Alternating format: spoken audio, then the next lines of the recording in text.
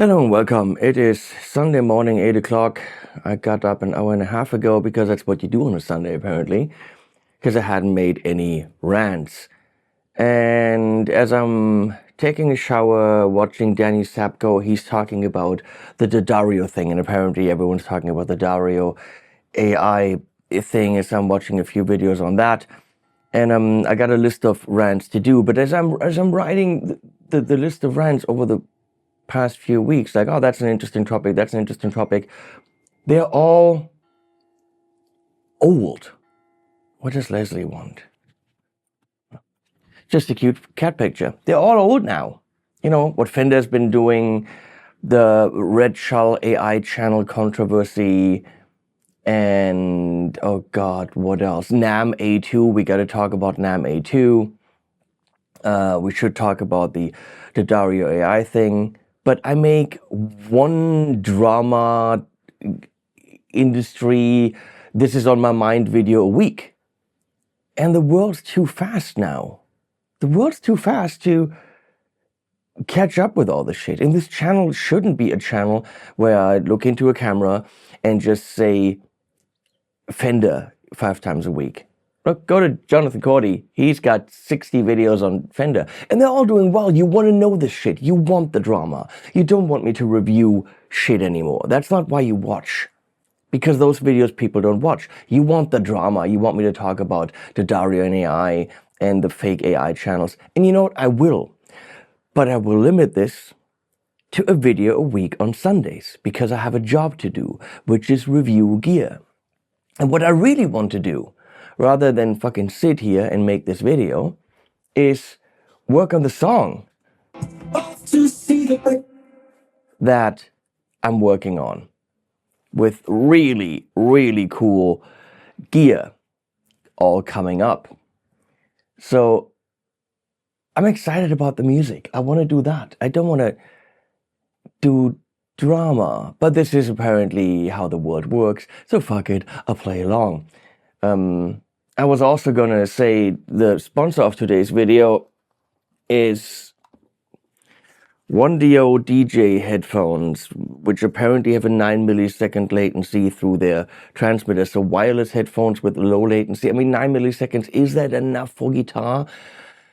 I was going to test that before I made the video, but I have to charge them. So this video is not sponsored by 1DO yet. I have to first test them, and then maybe next week's video is sponsored by 1DO. So treat this as a non-sponsored video, even though you know that this might be coming. Where was I? Let's do Fender. I made 2 videos about Fender because I had extra thoughts. Then I told you why I wasn't going to why I didn't release my showroom videos. Blah, blah, blah. Haven't even seen Mary Spender's video. Can only imagine that she's saying, well, you know, got big deals with Fender and I like money. I don't know, something along those lines probably. Jonathan Cordy mentioned something. So I try to keep up with it, you know, whatever KDH is saying, because he's got, you know, The Scoop or Phil McKnight. Here are my collected thoughts about all the shit that's happened with Fender the last couple of weeks. Let's go. Yes, I haven't even made a video about Thomann is doing Fender. And do we need more of these videos? I think absolutely not. Everything's been said, and whatever hasn't been said, go to Jonathan Cordy. He's got a video a day on Fender. Doing well for him. But I had a guy here who bought a guitar from me. And I mentioned, well, you clearly don't want the Fenders. And he's like, why? So people still haven't, I mean, even though the internet's full of it, people still haven't gotten the news that they are dick weasels. And if there's a single person out there that still doesn't know that Fender's a dick weasel, or at least Bud Cole, their beautiful CEO, who very clearly started all of this, then we need more videos calling them dick weasels. So, okay, let's go into individual things. Let's assume you know about Fender sending cease and desist to letters to shops and manufacturers, including LSL, PRS, Tolman, bunch of others. Huge backlash. Everyone is, against Fender except a couple of people in the comments that are saying, well, they're totally right, people should make their original guitars. Which is bullshit. Let me interject, why is that bullshit? Because companies were allowed to copy the Strat, which Leo Fender clearly said, well, we put this together from different parts. I have a video of him saying he actually copied the headstock from a guitar he found in Hungary. So, Hungary? That's not even it's not a whoa! Brain juice. Hungary is not even a land. From a headstock he found in Hungary. And yes, I am, because I haven't had breakfast. Okay, so he clearly said he copied the shit. He wouldn't have fought this fight. The choices he made were functional, not artistic. But anyway, if for whatever reason all the copy companies wouldn't have been allowed to copy the Strat, would it have become what it is now? Okay, I get it. There's Hendrix and that guy from the Floyd and Clapton. The Strat has written rock guitar history. Totally get it. But what if other companies had made their own designs different enough so that it's not a problem? Then those artists would have been playing those guitars. Their artists would have been playing those guitars, and their artists would have become big. And then the iconic shape of the Strat, how iconic would it have been? It would have been one among others. The one that started it, but it would have been one among others. All the players that play, later on, Sur guitars, these super high-end players, their success is Fender's success, and visually, yes, Fender is actually getting credit for that, even though it's not their guitar. If you know what I mean. So we can say, oh, all these people are piggybacking on the success of the Strat, but would the Strat have been so successful if that shape hadn't been distributed by all these other companies? I'm saying the Strat is successful because of a hive mind of companies that brought them their Strat in their version to artists who then brought it on stages and made it big. I'm saying that if Fender alone had the right to make the Strat from the very beginning, the Strat wouldn't have been as popular and as successful, because other bands would have played other shapes and would have made those iconic. I think the Strat is iconic because of the work of Fender and Leo Fender, but also of the work of the companies that came after them and copied the Strat. So saying we made the super iconic guitar, I think them and the rest of the industry did. Which again brings me to the point, going in 70 years later and saying, oh, this is ours, we want all the money, we want you to stop it, we want all the glory. You don't build a product, have it adopted by the industry, fully legal, right? They never had any lawsuits that said otherwise until now. And then 70 years later, say, oh, now we want everything. We want the licensing, we want the movie rights, we want everything. I don't think you should be able to do that. Either do it in the beginning, but you can't allow an industry to grow around you and that shape to then harvest its Stratty fields, if you know what I mean. So, Toman, I knew this before it landed, launched, revealed. I knew this before it became public. Hans is a hero. He's protecting himself and Harley Benton. If he didn't have Harley Benton, I would hope that he'd still go to court and sue Fender. But I have a piece of information that blows this story wide open. A story about betrayal, mistrust, and pure dickweaselness. Something that you are not aware of. I think Hans got enraged and immediately went to the lawyers because he was betrayed. And it has very little to do with the guitar or the shape or anything. So here is what I heard from a third party that heard it from Hans. Okay? Someone that talked to him directly who then talked to me. Or someone who heard him directly. Our good friend Bud Dick Weasel Cole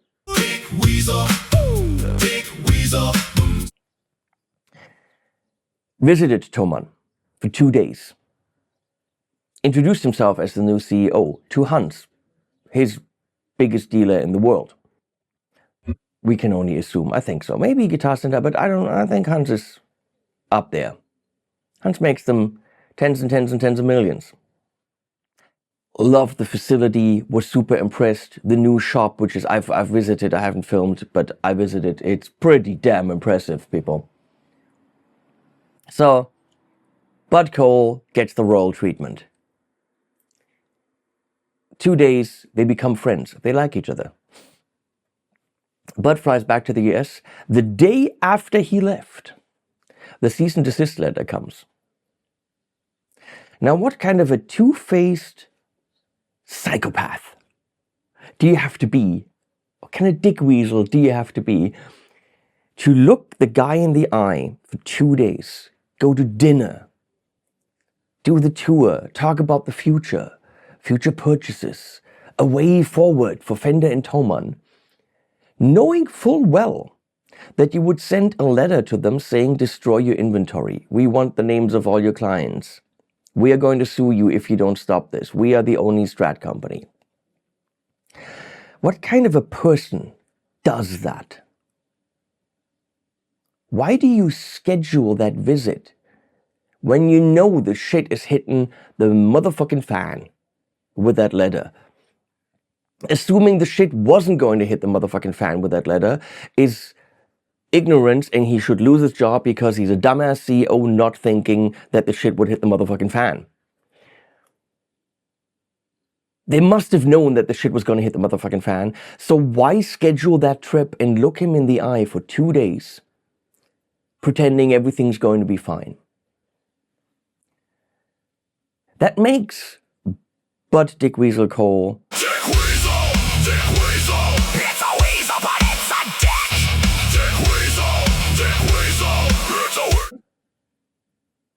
much worse of a person, I think. It's deceptive. Is he a liar? I think so, because he pretended we're friends and then he's sending a letter. And I know that's just legal, and all the Americans will say because that's totally normal. We send cease and desist all the time, and probably here too. I don't know. But is this how we treat each other? It shouldn't be. It's all business. Fuck that. Ethics and morals should be the same whether it's business or private. We should all treat each other with respect. And looking the guy in the eye, knowing that letter was coming, pretending everything's fine, is not treating your new partner with respect. Which, interesting, is also what Hans Thomann thought. And then went to New York immediately and activated his lawyers. The guy's got a penny or two to spend on lawyers. Probably happily writing those bills, knowing the dick weasels are getting sued. So Thomann is countersuing, wanting to have an answer for the industry because Thomann has the money to do it. If Thomann settles this once and for all for Europe, in the US it's already public domain. If Thomann settles it, then it's settled. Their lawyers machen kurzen Prozess mit Fender, as we say in German. They will make a short case out of it. We hope. So, the story is so good. So Thomann sues Fender, rightfully so, because they have the money, the balls, and the incentive to do it, because they have Harley Benton, and that's making Thomann a shit ton of money, and they want to sell their Harley Benton Strats and all the other Strats that they sell for other companies, the Silver Sky, and so on and so on. The Pacifica, which we're going to get to. So Thomann sues, Bud Cole gets the news about that, or the letter, or the whatever, the notice, the serving, the, I don't know, what do you call it? And then calls Hans Thomann and says, "Hey Hans, thought we're getting along. Why involve the lawyers immediately?" I would have just hung up the fucking phone. He called Hans and said, "Hey, why the lawyers? When Fender sent a cease and desist." Now, of course, the cease and desist is not a lawsuit. So maybe that's what he meant. But Hans felt clearly betrayed and lied to, because he was. So now the news is Fender is suing Thomann back, which makes sense. They got nothing more to lose. Fender clearly sees there is no ground for a compromise about licensing, whatever. Thomann clearly says, fuck that. You behaved like a dick weasel, because you did. And we're talking through lawyers. So Fender is making good on their cease and desist threats, and now suing Thomann over the Harley Benton series, their Strats. I get it. Which is technically the same lawsuit, but it is two of them. Okay. Now, I have questions that I don't have the answers to. In the recent sale, there were, if any, very, very, very, very, very few FMIC, Fender Musical Instrument Corporation brands. Meaning Presonus, Fender, Squier, Gretsch, Chevelle, Jackson, EVH. So there were very few of those brands in there, because Thomann clearly doesn't want to do promotion for brands that they're right now in a double lawsuit with. But what does that mean? Does that also mean that Thomann right now is not putting in orders? I mean, would you? If you were in a lawsuit with someone, would you give them money to buy their instruments so that they then have more money to sue you and get better lawyers? That would make no sense. I mean, to protect yourself, you would have to, for the time being, stop any and all interactions with them financially, right? Which I can only hope that Hans has the balls to do that and stop investing in Fender at the moment. Because that would mean Fender's taking a huge financial hit. Can Thomann survive without Fender? I think they could survive without Fender without a problem. Yes, they make 10, 20 million less a year. They're still Thomann. They sell other shit. And they can actually push non-Fender Strats and Jazzmasters, buy Shabbats. They can find other brands to prioritize. But without Gretsch, without Chevelle, EVH, Jackson, those are big brands. How do you supplement those? I mean, for Jackson, of course, you could go to Infinia and bring Mayonnaise back in a little bit more, Hapas, Scarbus, and you could go and get those high-end metal guitars, but they don't really make low-end metal guitars. So I think it would be, Thomann would absolutely survive without any FMIC brands. And I think that's what they should be doing, at least for the time being. But of course, it's the brands people want. Now, if I was Hans Thomann, I would say, look, Fender, we are much bigger than you. Quite a bit much bigger. And we already built one of the most successful budget guitar brands in the world. with super high quality for the money. Harley Bentons are not flawless, but for the money, you can buy a $200 guitar, which is pretty damn fucking awesome. I would tell them behind closed doors, we've done this. We sell tens of thousands, likely, a month of our own guitars. Do you want us to take our resources, because we know how to design and build guitars, do you want us to take those resources and build a second and a third and a fourth brand in a higher price point to compete with you on the US guitars, to compete with you on Jackson? You're not going to compete on EVH because you got the EVH legacy, I get that. But to compete with you on the Chavelles and so on and so on.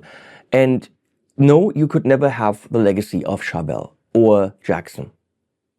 I mean, actually, they could bring in Grover Jackson as a consultant and make the, that brand. I mean, the point is, Thomann has so many brands: drums, cymbals, stage lighting, mixers, studio, microphones, acoustic treatment. They have a lot of brands that they successfully built for fair prices. Thomann could very easily replace all the FMIC brands with their own brand over time, get the artists, put in the time, put in the work, and build those brands, and be a massive competition for Fender. They have the marketing resources, they've got the manufacturing resources. Hans could build a factory in Indonesia, in China. Hans could rent one of the court buildings and do his own thing. The money's there. The connections are there. The expertise is there. I would threaten Fender with competition, legal competition. How fast do you think that lawsuit's going to go away? Because here's someone who has the connections and the knowledge to do this. So that would be my course of action. Okay, you don't want to play with me? Let me start my own thing, because we've already done it many, many times. We can do it many, many times again. What's it with the bings? Sorry, it was my birthday yesterday, and now people are binging me, sending me a picture. So, Thomann, done. Oh God, we're 23 minutes, whatever. That's your problem. And then, with all the backlash, people are asking Buddy Cole to step down, which he should. Fender's not done. They're like, you know what? We stepped in poo. Can you find me some camel poo and some rhino poo and maybe some elephant poo, because we need a lot more shit to step into. We would like to take a dive from a high diving board into the biggest pile of shit you can find us, because we did all this and we're suing our biggest partner who we flat out lied to when we met him. But let's find more shit to jump into. So then they're not suing, but they're cease and desisting an Australian used dealer. Thank you, KDH, for that information. A used guitar dealer who sells 70s era lawsuit Strats. So they were clearly clones, as Ibanez clearly admitted. I was just at their 75th anniversary at Meinl, not Ibanez, and I saw a video, and they're clearly like, yeah, we cloned guitars, and we wanted to stop doing that. And then they shifted in the late 80s. They came up with the RG and made their own extremely iconic guitar, which probably Fender has an issue with because it's got two horns. And it came out of the Strat, sure. That's the big question. What's a Strat? I can't answer that. So they're suing this used dealer.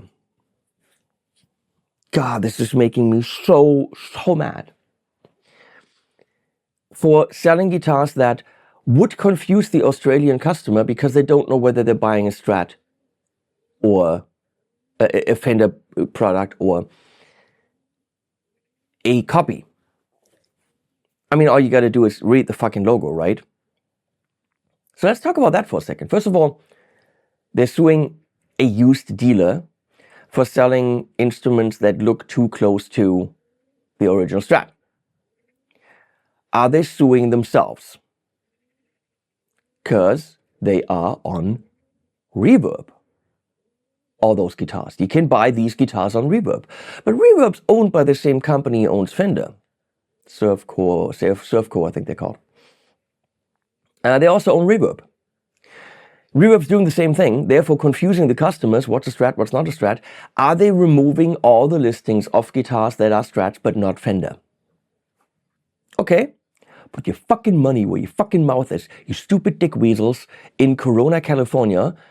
If you are worried about people being confused, whether they're buying a Fender product or a non-Fender product, then remove any Strat that's cease and desist from Reverb right now. It's that easy. Remove them right now, and then we talk. Also, we know Fender bought Chavelle. Chavely.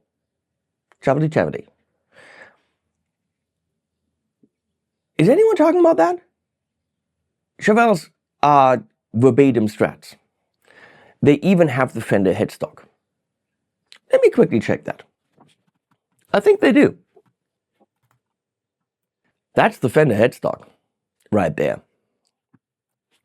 So, other than the logo, which again, we talked about people can read, right? How is the Chavelle Strat, other than it's owned by Fender, not confusing the customer? Fender themselves are confusing the customer whether they're buying a Fender guitar or a non-Fender guitar. Well, okay, the money ends up at FMIC, I get that, but that's not the issue here. Their issue is preserving the legacy of the Strat, preserving the legacy of Fender and the Fender name, and not confusing people when they buy an instrument thinking they're buying a Fender, but then they actually end up with a different brand. Well, they can buy a Chavelle thinking that's the body, that's the headstock, that's the Fender, then because they can't read, they're dyslexic. And then they end up they're being lied to and duped because they bought a Chavelle, not a Fender, that looks exactly like a Fender Strat. How is their own brand not an issue? Legally, it's not an issue because it's their own brand. But morally, when the argument is, we don't want to confuse people. No, you don't. It's not about confusing people. It's about money. You have zero legacy in your fucking brain, you stupid cold asshole. Big weasel. Big weasel. I'm sorry. It's none of that. You're not worried about the legacy and the players and you're worried about money. You want to put an end to people making better guitars than you. And therefore, you want to stop an end to competition because you can't compete. Just make freaking good guitars. Because if it's about that and the legacy and the shape and the confusion, what about the Chavelles? Why don't they get a different headstock? Why don't the Chavelles get a different body? Assholes. It's just lies and lies and lies. And now, in a turn of events that is utterly ridiculous, they're suing Yamaha.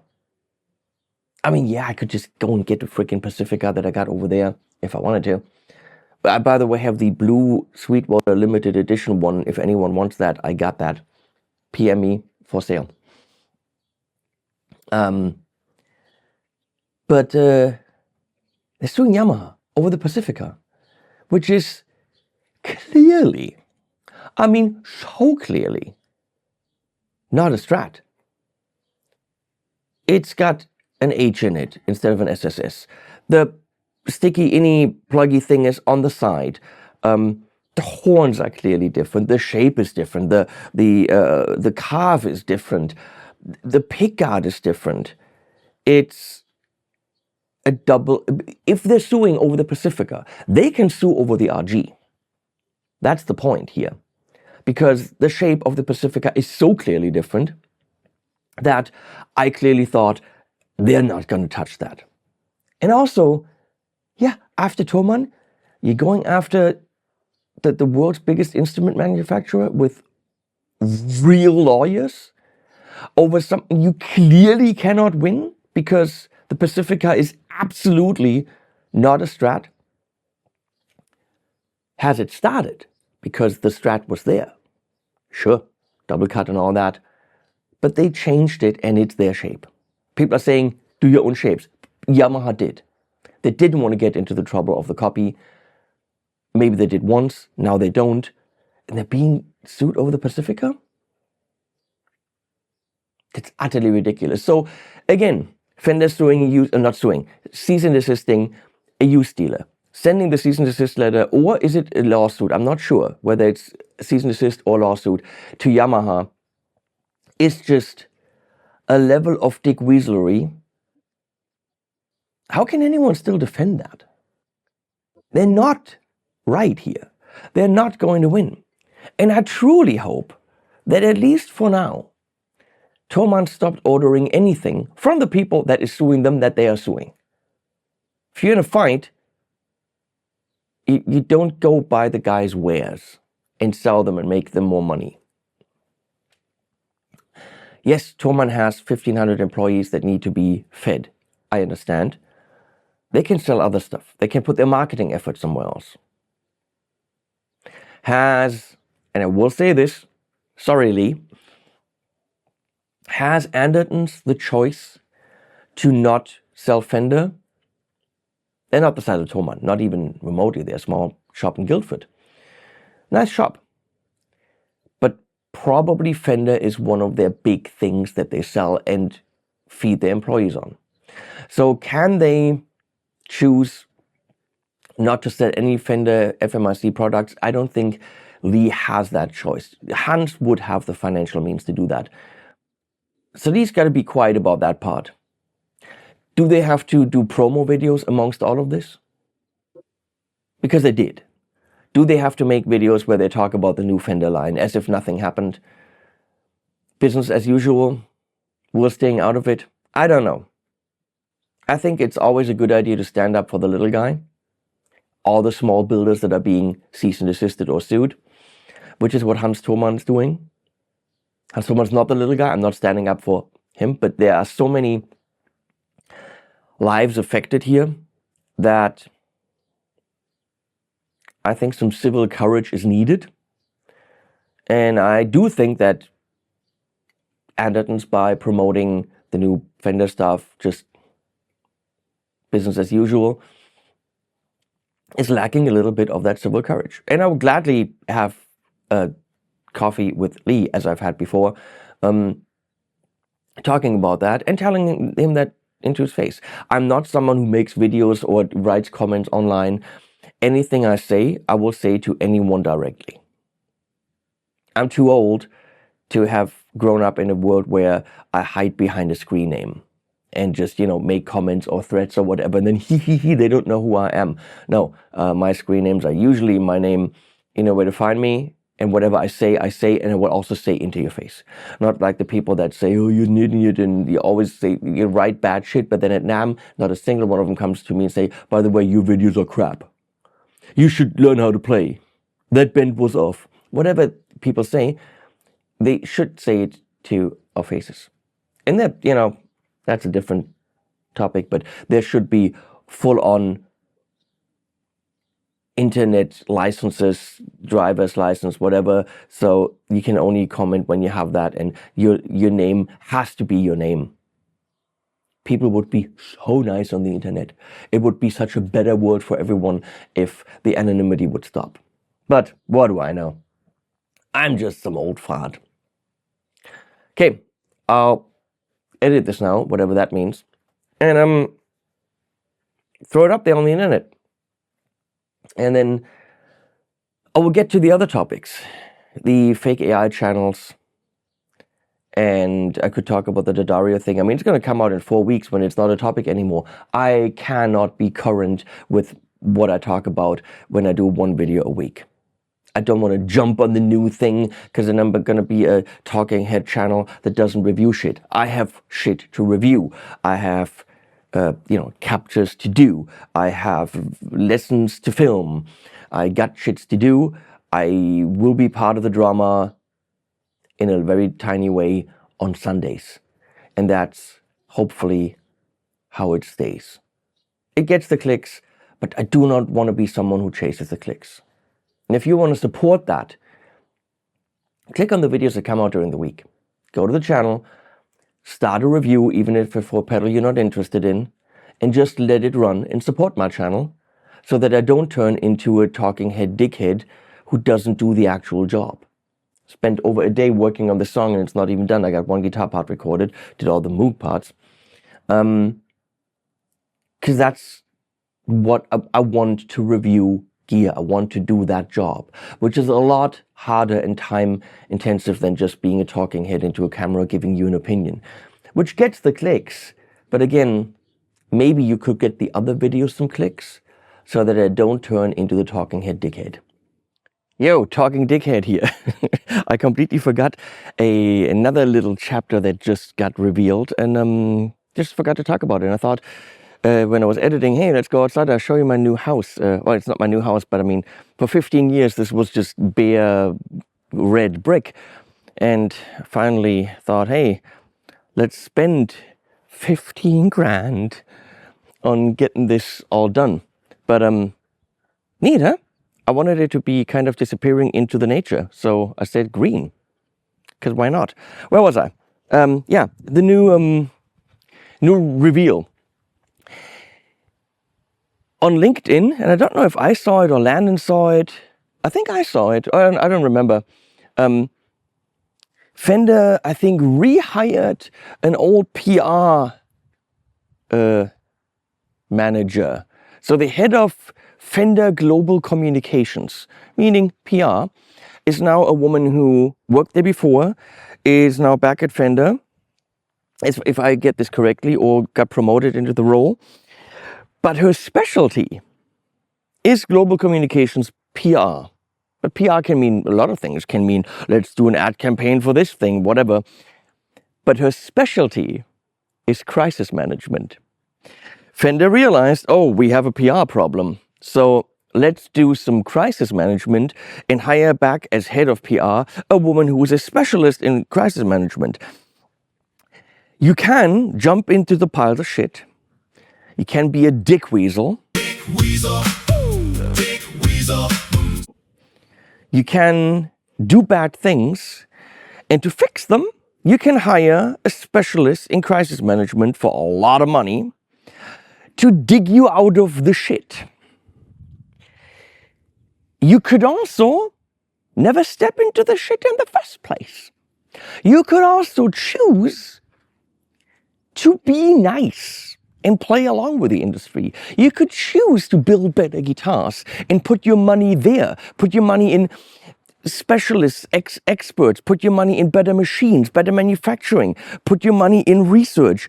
Nope. They put their money in lawyers to send cease and desists, step into the shit. And now they hired a professional shit shoveler to get out of it. Instead of hiring a crisis management expert, by the way, crisis management expert, if you ever see this, I'm open for interviews. If you want to talk about your job at Fender and the shit that your company is doing, I'm right here. Let's talk. I got no problem. So instead of fixing things and saying, oh, the cease and desist letters, they were bad, they made us look horrible, we need to, roll this back, maybe get rid of Bud Cole, maybe apologize, maybe whatever. They're sending out more cease and desist letters. They're bringing in more lawyers to actually do real lawsuits. And to fix it, they have a crisis management specialist.